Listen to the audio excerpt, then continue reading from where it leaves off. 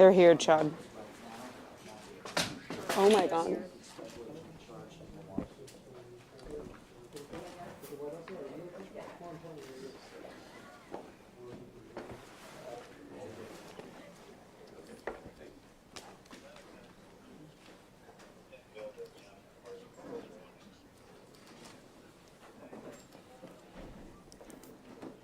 Again, my name is Chief Sean Barnes, S-H-O-N-B-A-R-N-E-S, with our third update of the day regarding our school shooting here in Madison, Wisconsin. Here are the latest updates. The reunification of students and their loved ones who survived this incident is complete. All student survivors have been reunified with their parents. We're still in the process of reunifying some of our staff, our teachers who selflessly stayed back to make sure our kids were okay. We're currently reunifying them with their loved ones as well. We do understand that this process of reunification may have taken a while, and parents really wanted to see their children, give their children a hug. Certainly I would as a father, but we are fortunate that that process is complete. As such, I want to thank the Dean Clinic. This clinic actually shut down their doors today in order to provide a space so that students who survived this incident could be reunified with their loved ones, and we thank them for doing this. At this time, we're still working on a motive, trying to determine why this happened. We know that there is some information that may be circulating about the shooter. I cannot at this time formally tell you the age or gender or name of the shooter. We do not want to compromise any part of the investigation, but it is important to note that later today at 8:30, I plan to give an additional update, and I believe at that time we may be able to give you the answers to some of those questions. Here's what we know again. We have 3 people who have lost their lives. 2 of those people were persons who were pronounced dead at the scene, and 1 while on the way to the hospital. Of the 6 injured and taken to local hospitals, 2 students remain in critical condition. Their injuries are life-threatening. A teacher and 3 other students were taken to area hospitals with non-life-threatening injuries. 2 of those victims, 2 of those survivors, have been released from the hospital. So that is an update. Officers were dispatched to Abundant Life Christian School at 10:57. I can confirm that the first officers arrived at 11 a.m. and immediately went in the building 3 minutes later. The Crime Response Unit of Dane County District Attorney's Office, assisted by the Dane County Emergency Management, were mobilizing our mass violence critical response team. Once again, our mass violence critical response team has been notified. This is a group of people trained in responding to victims of mass violence, which includes social workers, attorneys, victims, professionals, former law enforcement, and members of our community. If you need further assistance or want to know how you can help, you can contact the Crime Response Program. They have a daytime number of 608-284-6908. They have an after-hours number for those who may want to help at 608-376-0164. 608-376-0164. Pre-planned or planned shootings, we believe, are preventable. If you see warning behaviors from someone that is planning an attack, say something, do something. You can report this at 1-800-MY-SUSO1, 1-800-MY-SUSO1. At this time, joining us is Director of Advancement, Barbara Weirs. Thank you. I understand there's questions regarding the school. We're happy to answer those to the best of our ability. We have been incredibly supported by Madison Police, Madison Fire, and the paramedics. They have been absolutely amazing to us. It was quite an afternoon for the reunification process, and we had so many people stepping up to help. Our families were amazing in their patience as we worked through this. We are so grateful, from the president up to the governor, the mayor. We have had so much support. This has obviously rocked our school community, but we know it affects not just our school community, but Madison and the greater area and all schools. And so our hope is that there will be some good that comes out of this as we can learn and grow and continue to support other schools. Okay, well, we take questions. Scott, you got it. First part, got it. Chief, can you give us any details about if there are any warning signs that premeditated this, either at the school or with the family or elsewhere, that would have caused any red flags? Yeah, that's what the officers and detectives are working on now. Hopefully this afternoon at our fourth press conference, I'll be able to answer that a little bit further, but right now I cannot tell you. They're still talking to parents who are cooperating, and so hopefully we'll be able to give you a more detailed response as to any warning signs or anything that we may have possibly known prior to this. All right, Maddie from WISC. There's been heavy police presence at a home on the north side. Can you confirm if that's related to this?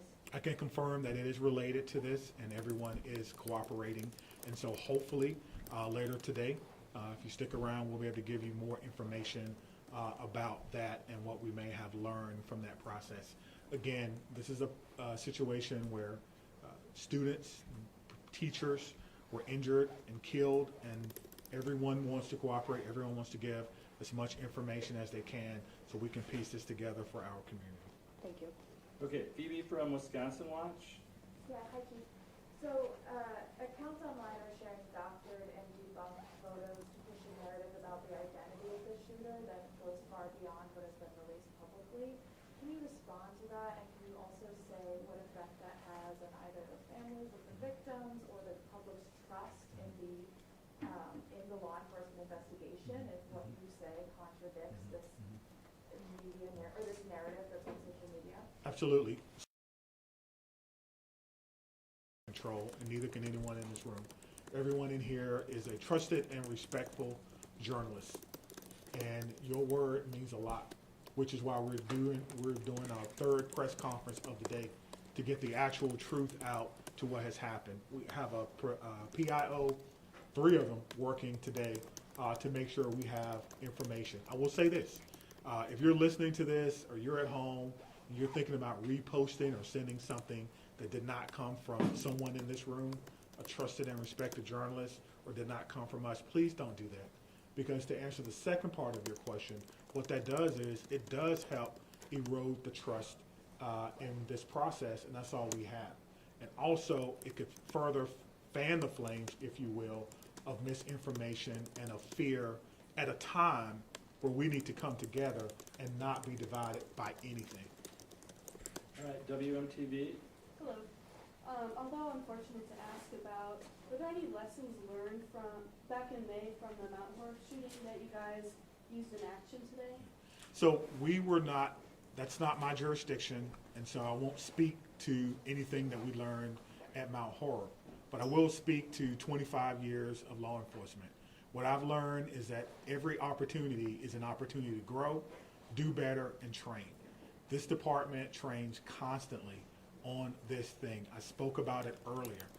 We train as far recent as actually today, because our set medics were training at the training center 3 miles away, and their training day turned into an actual response. So as far as the incident at Mount Horeb, it wasn't my jurisdiction. So the only thing that I can tell you is we try to learn from everything and try to get better. Even this one, we'll do an after-action debrief once everything is done, and we'll talk about how we responded. Is there anything that we can do better? Continuous improvement is one of our core values, and we take that very seriously. All right, Laura from the Journal, saying hi. Do you have any idea where the gun came from? Was it, did it belong to the shooter? Did it belong to parents? I do not know. That's part of the investigation process.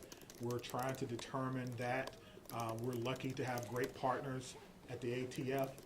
They obviously have a program that you're all aware of called the TRACE program. And so we're working with them to try to find the origin of this, and I have no doubt that we'll be able to do that their help. They are amazing partners, along with our partners from the FBI. It was a handgun, right, to confirm? I confirmed earlier it was a handgun. WKOW Madison. Okay. All right, Cody? Yeah, can I ask Barbara a question? Is that okay? Just curious, what kind of safety protocols are in place in the school? Do you have metal detectors, police on staff, anything like that? And does this kind of change the way things will be looking for? I know it's kind of early to ask that. We're a small private Christian school here on the east side of Madison. We serve 3K to 12. We have had an amazing partnership with the DOJ and the Office of Schools Safety, because they have done trainings, they've provided school safety grants, and we have participated in both of those school safety grants to harden our school, if you can use that language. We do not have metal detectors, but we do have a number of security protocols in place. We have always been told not to share our security protocols with publicly, because then those who might want to do harm will know your security protocols. But the students are aware that there are cameras in the building, and we do monitor those regularly in the offices so that we know what is happening in the hallways. We also have other safety measures throughout the building, but as to a metal detector, no, we do not have.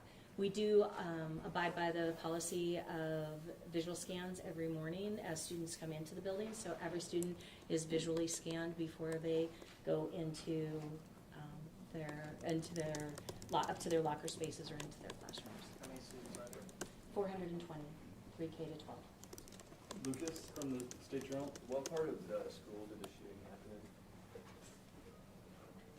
Say again. I said, what part of the school did the shooting happen in? It happened near the, so the school is obviously segregated into sections. I'm told that it happened at a period of time when the transition was complete. Students were where they were supposed to be, near classrooms in the hallway. I did not, again, go into the school, so I don't know the exact nomenclature of where it happened, but it happened in the learning part of the school.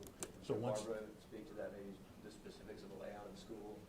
yeah, because we're still investigating, we'll just leave it at that. Thanks. All right, Sarah from WPR.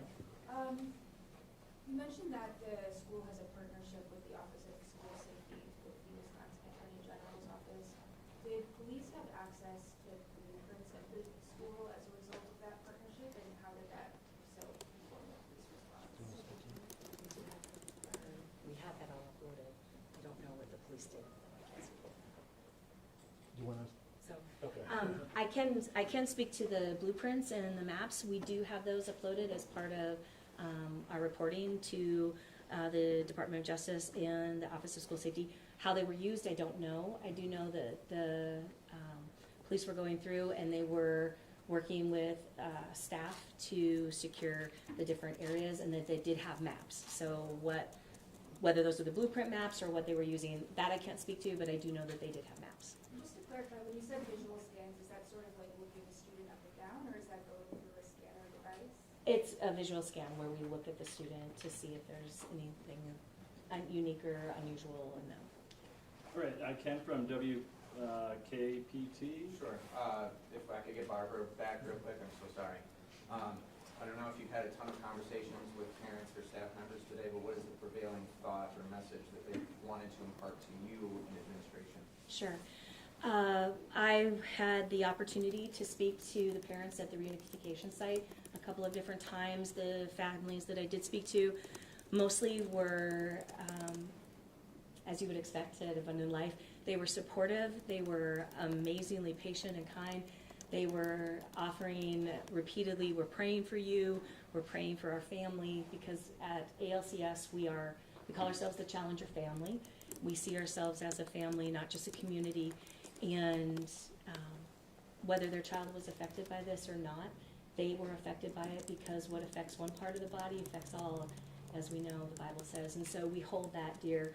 We also have a very strong faith in our community that in spite of tragedy, God is working, and we believe that God is good in everything, and that He turns beauty for ashes. And so I had a number of families who mentioned that to me, that this wasn't a surprise to God, and that He's going to do something mighty with it. And so we're holding on to those words, and we're continuing to believe and trust in Him. He is our foundation at Abundant Life Christian School. We are we exist to bring and to build disciples of Jesus Christ, and so we have complete faith that he will carry us through this. All right, Danielle from Cap Times. I have another question for Barbara, sorry for bringing back up. So what details can you share about what students were up to right before the shooting started, the environment, what their morning looked like, some of the details about that day? So some of this is part of the investigation, so I think there's limited things that I can say at this time. Once the investigation is complete, obviously there will be more that will be shared. We certainly don't want to say anything that would impede MPD. That would be critical, so I will actually step aside and let the Chief Barnes speak to that because he is the lead for that. Yeah, I don't have anything to add. We're certainly working to get as much information as you can. We'll do another, fourth, I think, press conference today, later on today, I think at 8:30. And so hopefully we will have a little more information for you. Okay, Davey with PBS Wisconsin. Chief Barnes, were there other search warrants executed today in addition to the house on the north side? I'm not aware of any. All right, Carl from NBC 26. Yeah, I have a question for Barbara. Was this the shooter at school at the beginning of the day, or was there a forceful entry later in the day? We believe that, I believe that's a good question. yeah, we believe that the shooter was at school. We have no information that there was some type of breach to the school. Okay, Jenna from WMTV.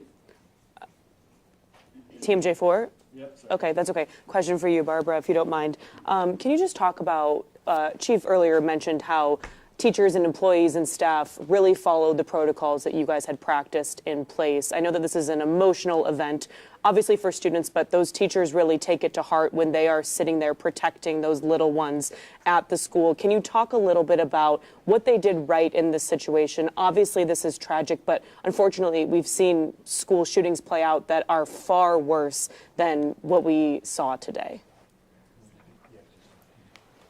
So it's timely that just prior to the start of the school year, we had a retraining. We train on this. We do lockdown drills. We do evacuation drills as part of our standard drill protocols. Our students are versed in that. Our faculty are well versed in that. The training that we did with MPD at the very beginning of the year prior to the students returning to campus had some new updates, and so we had looked at some of those things. So I think everything was very fresh for our faculty.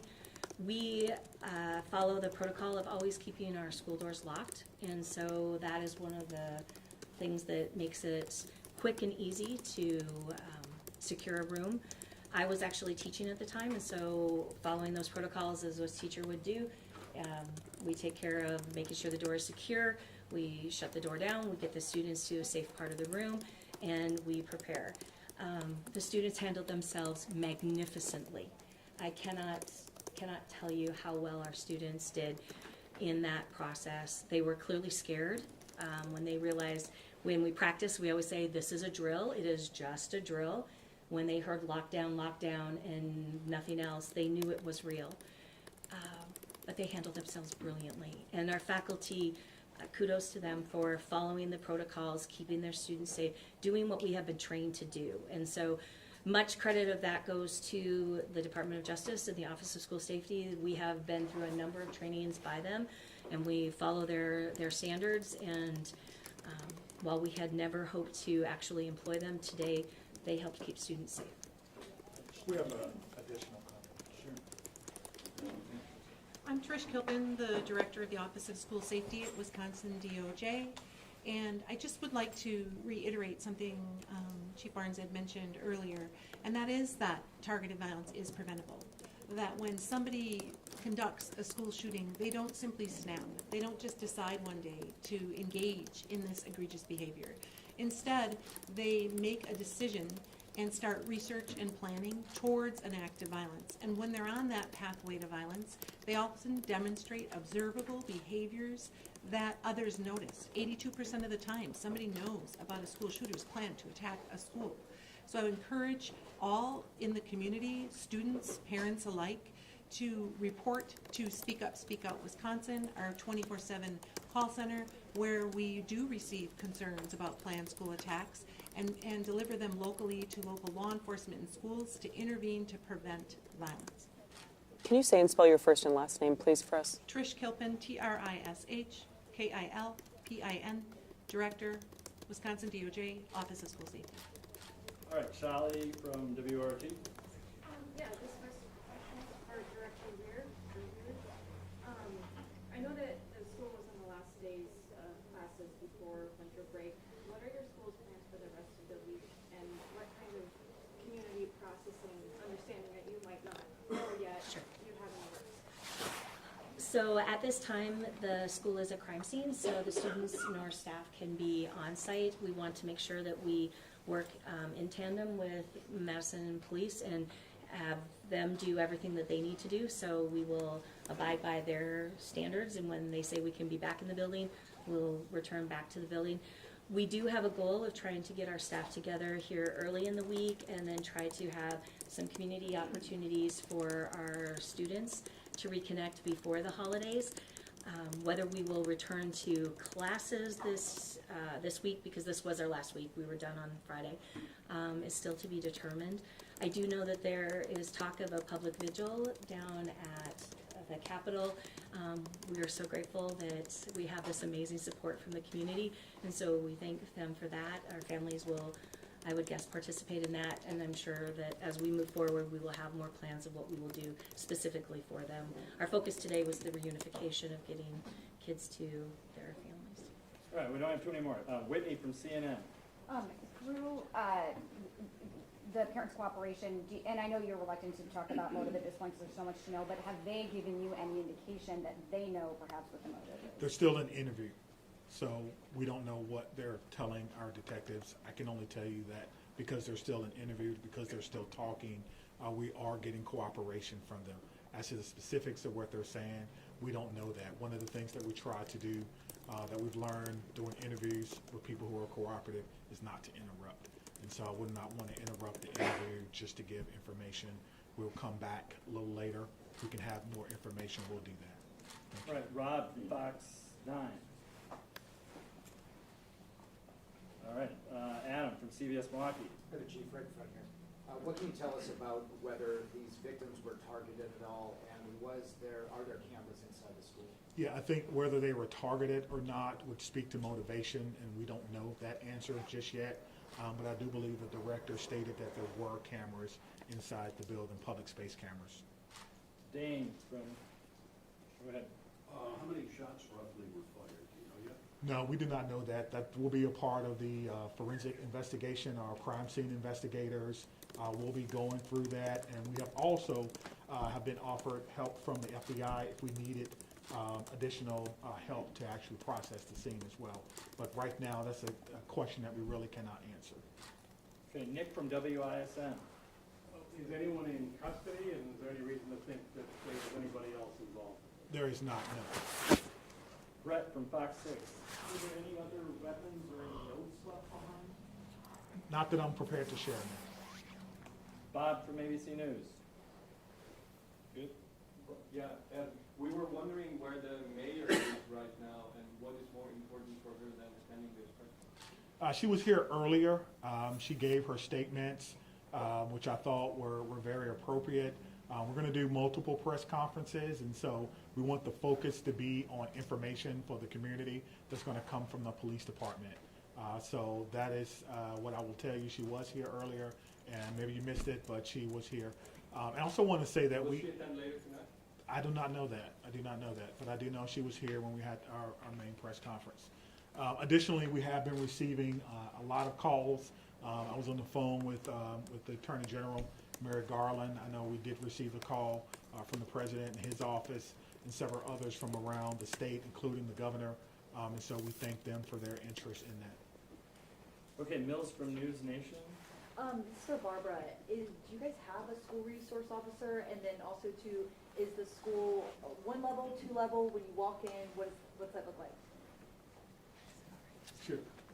Yeah, 2 levels. That's So we do not have a school resource officer. Again, as a small school, that is outside of our possibilities right now. We are a 2-level school, so there's 2 tiers to us. We are shaped as a giant L. We have a main entrance through that is secured during the school day.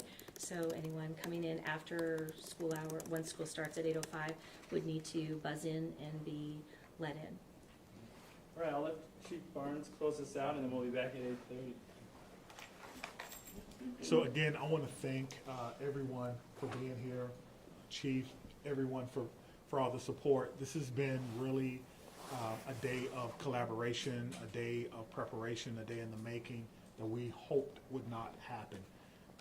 Again, as someone who was a former public school teacher, teaching history for 4 years in a public high school, as someone who's a father, this is a tough day for me. It's a tough day for our community. It's a tough day for everyone.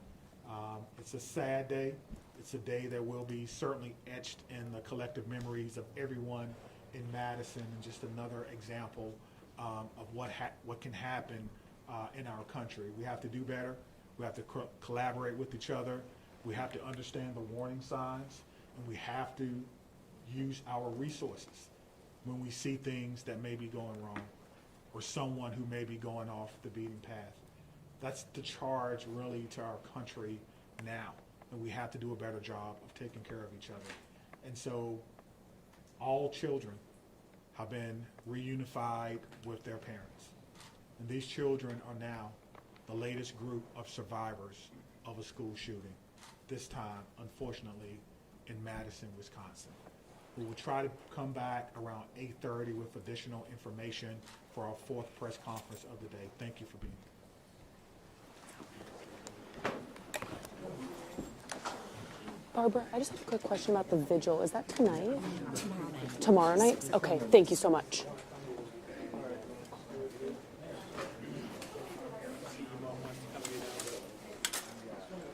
John, come on and wait outside. I killed